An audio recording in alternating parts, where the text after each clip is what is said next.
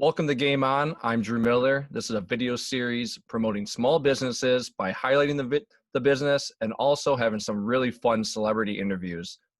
Today, my guest and celebrity is someone that goes way back to mini sticks in the basement, street hockey, a lot of wrestling matches. He's currently the goaltender for the Anaheim Ducks, and he is my big brother. Welcome, Ryan Miller. Hey, Droopy. What's up, buddy? Yeah, thanks for coming on. So we're going to give the viewers a little bit of a glimpse inside the life of Ryan Miller. And the first thing I want to talk about is your charity. Steadfast Foundation right now is working with local food banks in some of the different cities that you played in to provide relief for the COVID-19 situation. Just talk a little bit about that and the work you guys are doing there. Yeah, the Steadfast Foundation has been in our family. I should have the number off the top of my head, but it's been, I guess it's been almost over a decade. But it's had a great impact on the communities where I've been able to play. We started out with raising funds and focusing on childhood cancer. We expanded that to young adults and helping families who experienced that battle. And then we've kind of expanded into other realms and tried to help where we can, kind of find out where we're needed. And so we are in a unique position to be, we're already a 501c3. We already have some infrastructure in place online, like we can host auctions. So something that kind of came to mind as we saw the frontline workers at the hospitals, and the people who are essential workers, a lot of focus was put onto them. Something that in Anaheim with the Ducks, we all gave some money to make sure that these workers are being fed and know that they're appreciated. So I got to thinking, what else is going to be happening in the world, and how can we get a conversation started? And it seems as though this the coronavirus situation plays out. There's going to be a lot of stress on vulnerable families and vulnerable people. So I thought a good way to direct some attention and some funds would be to target some of the local food banks, which are going to be critical in the coming months. And as we work our way through this very strange, hopefully once in a lifetime situation where we find ourselves in. Yeah, it's a great thing to be able to be in a position to help out. And I think Steadfast does a great job in that. And I think the food banks and that are so appreciative of different charities jumping in to help out. So cheers and kudos for helping out there. That's huge. And then also let's transition into next question is the NHL Players Association does a players poll, and they ask a bunch of the players a bunch of just different questions about players throughout the league. So I made my own little one for you. And so let's go with the first one is your favorite rink to play in.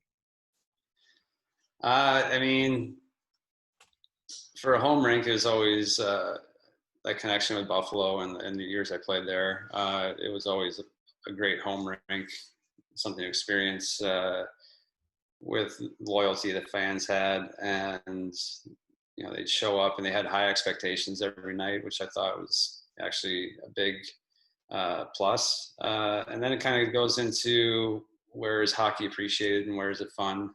I always like to play in Montreal. I always thought that they appreciated good hockey.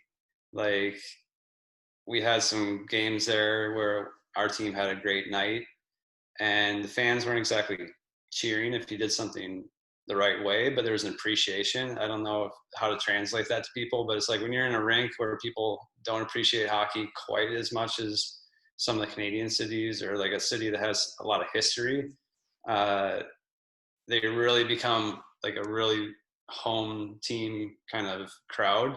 So they only really want good things to happen for the home team at all times, where I feel like sometimes in Montreal, they know a hockey game, there's going to be amazing things happening on both ends of the ice. Yeah. And I really like that sometimes you would make a save, or like, in my case as a goalie, you make a save and there was an appreciation there. Like they weren't clapping, but they weren't like booing, and Yeah. they're into it. They appreciated it, and I thought that was always cool. Yeah. So you made a few stays in Montreal, and you were able to eat one of the hot dogs in the locker room after. Yeah, it's a good reward. Yeah. Next one, best shooter you have shot against you in your career. I I mean, it's cliche because it's obvious. It's Ovechkin is just really difficult to pick up on. He has a curve that has about every curve a hockey stick can have. He's got like a heel curve, mid twist, toe curve, and he's got a ton of whip on it. I mean that Yeah. thing comes off, and you've had to stand in front of it too. But when you're facing it in the net, you're like, well, I got to keep this out. It kind of has a velocity to it that allows for some curving. I think Kovalchuk kind of did that too. Like he'd sit back and take one-timers from the side, and you'd actually see the puck from, I mean, they're only like 25, 30 feet away sometimes closer. But when they're that little mid-distance, you actually see the puck coming at you, and it would start to trail or start to drop. And you're just hoping you get a clean release, because if they have any bit of spin on that puck, like you might track where it's coming off the stick and you're already starting to move towards it, but it's changing that couple inches, like an inch or two makes a difference. And like if it just hits you in the wrong way, it's still spinning and it can kind of go in. So Ovechkin's has always been hard because it just spins so much. Yeah, I always on the penalty kills. I always was hoping that he would miss my shin pads, and then my goalie would save it. Yeah. All right. So I guess we can jump up into who's the funniest teammate that you've ever played with. I've been lucky. I've had some good guys. I think they're gonna get an inflated ego if I say too much, but I had a lot of fun with like Andrew Peters. Uh, yeah, I was a short time with like John Scott, but he was always looking to have a good time. But there's a lot of undercover guys.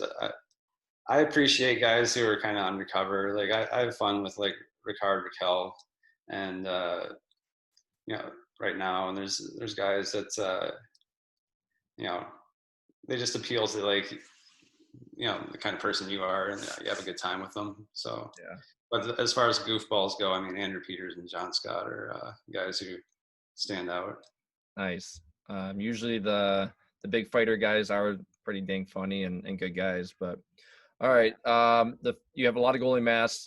Goalies paint their masks. What is one helmet that you have in storage or you keep that you want forever and is your favorite one? I I have a special connection to my Buffalo mask. The artist I use is Ray Bishop, and he's local to Michigan. Yeah, he's done every mask I've had since college. Um, so when we kind of, I would always sketch stuff out, and he would kind of see through the final product. And I always liked my Buffalo mask because we came up with it early, and we stuck with it. It became kind of like my look, the way I looked on the ice. And then just had a lot of fun with my Olympic masks. I thought those were kind of cool. Had Uncle Sam on the side, showing his muscles, and Yeah. the bald eagle up the other side. Like just having some fun with the patriotism and representing the country. That was cool. So I mean, those are the masks I'll keep around when we can dig them out of storage finally. Yeah. And then the last one in this poll thing we're doing here is when you're on the road, you have some time off and days off. What are probably one of your top cities to get around and explore and kind of sightsee a little bit? Well, it depends on the road trip. Moving out west, the trips became a little bit longer, and we had Bodie at the time, so it became more about sleep. But early on, I always liked going to Washington, D.C. Sometimes we get a day to kind of walk, or going down the coast or up the coast, depending on the trip. And sometimes we get a whole day in Washington, D.C. And it somehow, D.C., I mean, sometimes it's really cold, but a lot of times it's seasonably, it's warmer than everywhere else. and they got all the museums, they got all the history, and you can walk around. So I've seen a lot of the monuments. I've tried to get to a lot of the museums, and it's something where you can just kind of wake up, have breakfast, and if you have that day off or you have a big chunk of the day, you can go take in a few things, and it's a real easy city to kind of get around. Yeah. Cool. So you played pro hockey for 18 seasons, I think it is now. Is it 17 or 18? This is 17. So 17 seasons. If you could go back in time and give the rookie Ryan Miller some advice, knowing what you know now, what would you tell yourself about pro hockey?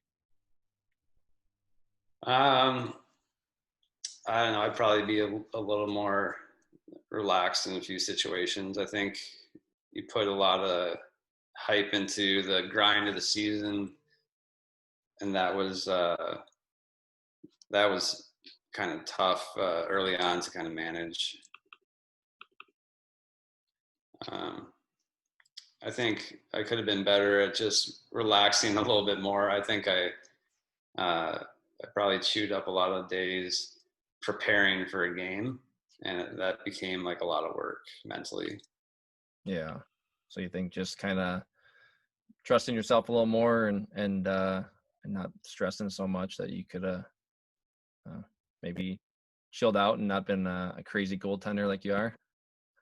Yeah, I mean that's basically the gist of it. I'm just busting you.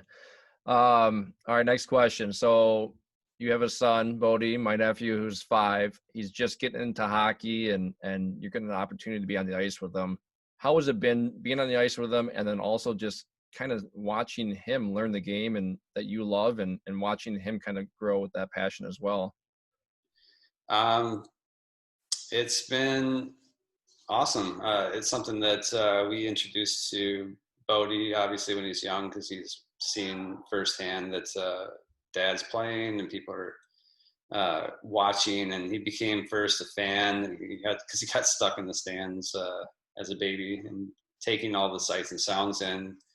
But I feel like he really absorbed it, and he's been personally motivated to play hockey. Like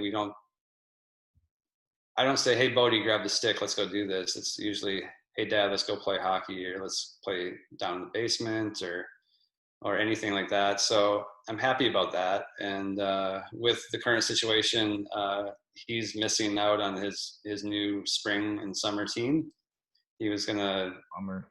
yeah, he's gonna play some of that cross ice style games and practice once a week and play once a week throughout the spring and summer. And yeah, it's kind of unfortunate that that's how things have played out. But we got him some rollerblades. He's been learning how to kind of go from ice to roller. There's that a little clunkier, and you got to learn how to stop a little differently. So we've been trying to do that once in a while if he's feeling up for it. And yeah, it's been a lot of fun. He's got a little bit of a knack for it. Sometimes he does things where I'll mess with him and try and throw him like a bad pass or throw him something that's a little bit different to see what he does. And he'll like knock something out of the air, or he'll pull like a move where I'm just like, yeah, okay. That's pretty cool that he he felt it. He didn't think about it. So awesome. Yeah, it's fun. I know it's fun seeing you guys send the videos of him, or on FaceTime we get a chance to see him play, and you can just see the natural hockey side of things come out where he's shooting in the basement, or some of the videos of him skating around on the ice. And it's fun for me as an uncle to see him playing, and I try to send him some hockey stuff and get him involved and Uncle Drew jerseys and beating up dolls and all that stuff. That's one of the first jerseys he threw on the ice is this Uncle Drew jersey, and he was proud to wear it. And then he had a lot of fun when he had the what do you call it? Those punching things. Punching doll, yeah. Like it was. It's like one of those. It's like one of those punching dummies. If you punch it, it falls over and comes back up. Yeah, you sent him one of those, and that thing got destroyed before he was even 3 years old. He just beat the crap out of it. So, unfortunately, that Uncle Drew doll is dead. But it inspired. Retired about around the same time I retired. Yeah, but it inspired a very Drew Miller like Tasmanian devil attack to Perfect. his game. That's what I was trying to bring, that aggressive side of hockey to him. Yeah, he's got no problem with that. He's definitely got something from you and Grandpa Dean. There you go. Perfect. Well, Ryan, thanks so much for coming on the show. A lot of great insight into your life and into some of the players you played against. The stuff on the Steadfast Foundation is awesome. We'll have the information up on the post and at the end where people can visit there and help support the things that you are dear to your heart. And right now with the COVID-19 situation and the food banks, viewers, make sure you check out some of the other interviews with the small businesses. Once those businesses are safe to get to, please get out there and support the small businesses. Ryan, awesome seeing you. Till next time, man. Cheers. Yeah, thanks for having me, and I hope everybody is safe, and we'll see you soon.